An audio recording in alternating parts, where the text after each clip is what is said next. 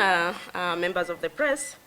My name is Honorable Denita Gatti, and I'm here today to put my voice on behalf of persons with disabilities in this very critical moment in this country. As you are aware, Kenya is currently undergoing a census, which is usually an activity that happens every 10 years. And I'm here as a member of parliament for persons with disabilities in Kenya. And I'm here basically to call upon my people who are persons with disabilities all over Kenya to basically come out and be counted.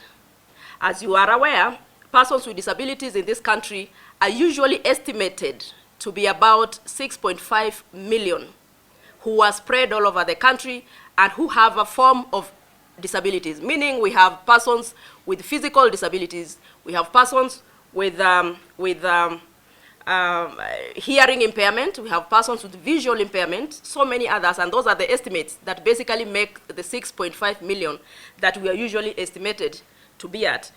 Therefore, I want to call upon my people. As you are aware, Kenyans generally, and as it has been culturally, and our society has not been very fair to persons with disabilities. I want to call upon Kenyans and societies at this time to tell them that it is high time that they brought persons with disabilities out to be counted. It is high time that children with disabilities in this country are known, so that we know how many children with disabilities exist in Kenya, how many youths with disabilities exist, how many men and women with disabilities exist. As a member of parliament, I always feel very, very bad when we are estimated. We have always been, put in that category of estimates. Oh, persons with disabilities are estimated to be 6.5. We are not usually, we don't have statistics that are accurate. So for me, I want to say that it has always been bad, and it is therefore upon families, it is therefore upon our societies and our communities to get persons with disabilities out of their hideouts to be counted, because once persons with disabilities are counted in this country, they will be able to benefit from the various programs that this country and the government has. For example, you're aware that we have benefits including the cash transfer program for persons with severe disabilities. We have, the various education programs that we have. And therefore, for me, I think that it is high time that my people are counted. So for me, I'm here basically to tell persons with disabilities that it is high time that persons with disabilities are counted to count. The moment persons with disabilities are not counted, we will not be able to count. You have seen leaders in this country, all of them are talking about their people, and they're talking about, my people and the votes, and my people and the votes, and my people and the votes in terms of, the voting pattern in this country. Who speaks for persons with disabilities? I want to call upon members of parliament, who are my colleagues in this house, to make sure that even within the period that they're talking about counting of their people, they are also finding it favorable to talk about persons with disabilities to get out of their homes and be counted. I want to also tell you that we want to persons with disabilities to be able to be counted. So far, the process has been a slow process. We have so many Kenyans who are not counted as we speak, and the exercise started on the 24th. This is the third day that it is going on, and I can tell you that it is about halfway. We have many Kenyans who are not counted. I think I want to ask the Kenya National Bureau of Statistics, I want to ask the government to up their game to make sure that persons, Kenyans are counted and persons with disabilities are actually counted. As you're aware, we have seen other communities who are talking about, counting. We have communities like the Maasai who are saying the moment you are counted, it is a bad omen. I think really I want to call upon, it is cultural, yes, but it is a serious exercise, and it is an exercise that communities must put aside the culture and let Kenyans be counted because of the benefits that we're having. As a member of parliament with disabilities, I'm also excited and happy that for the first time, the census of 2019 is a census that is fair to persons with disabilities. As you are aware, the questionnaire currently will include aspects of persons with disabilities. You have seen that the questionnaire that is being used for the census this time around is what we are calling the Washington set of questions, meaning that disabilities are going to be captured so that it is easier now that once we know the number of persons with disabilities, it is now easier for us and for governments to be able to now narrow down to the various disabilities. I want to call upon the government. It is not just about counting the numbers. It is not just about statistics. It is what we do with the statistics. As you're aware, persons with disabilities who are 6.5, and I know that they're going to be higher this time round with the, with the births and what has gone and has been happening.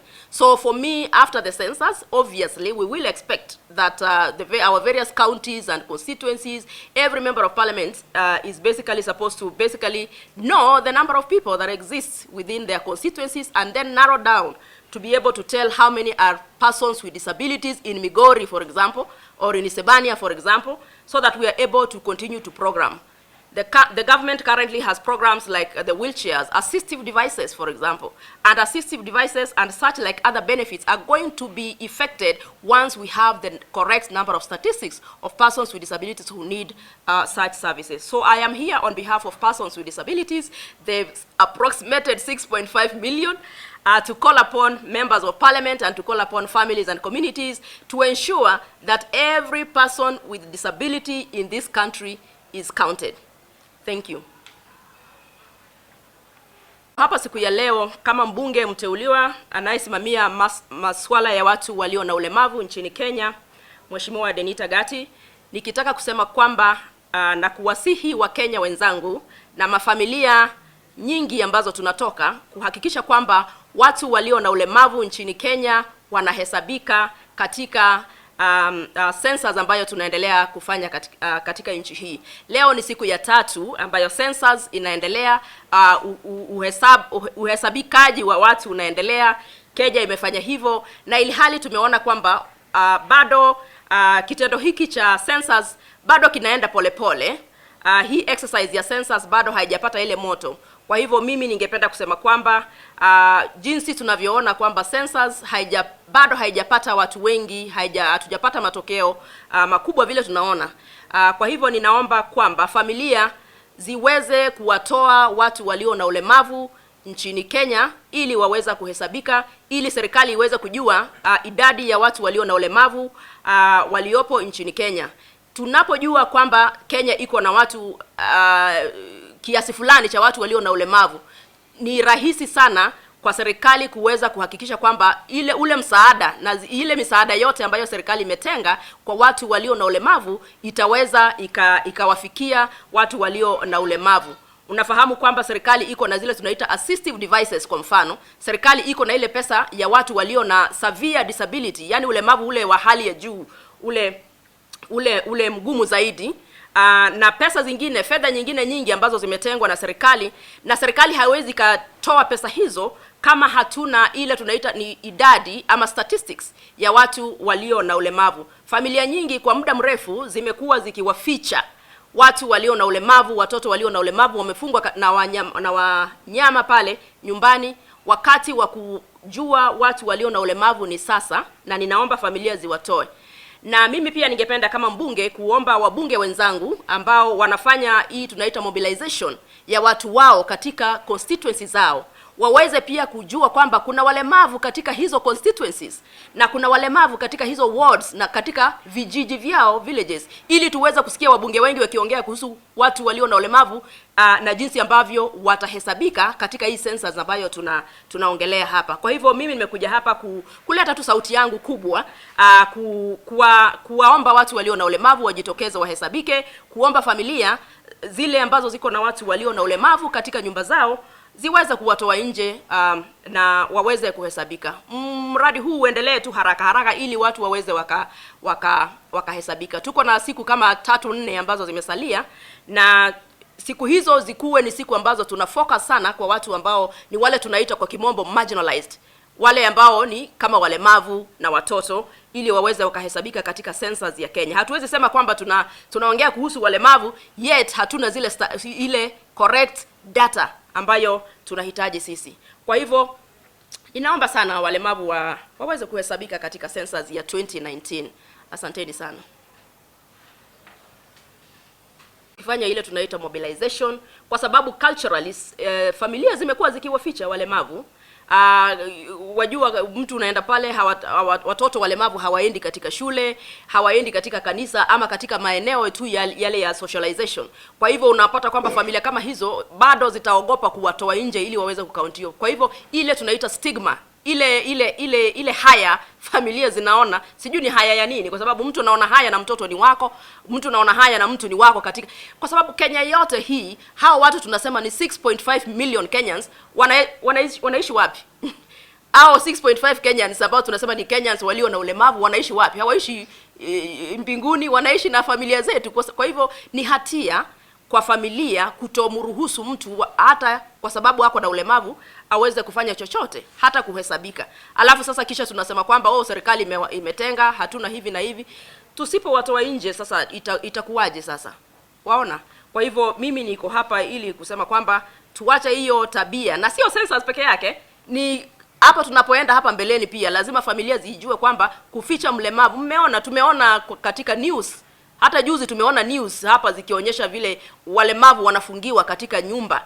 Mzazi anapoenda kutafuta ajira, pale town, anafungia mtoto wake pale katika nyumba kwa sababu ya hii na hii na hii.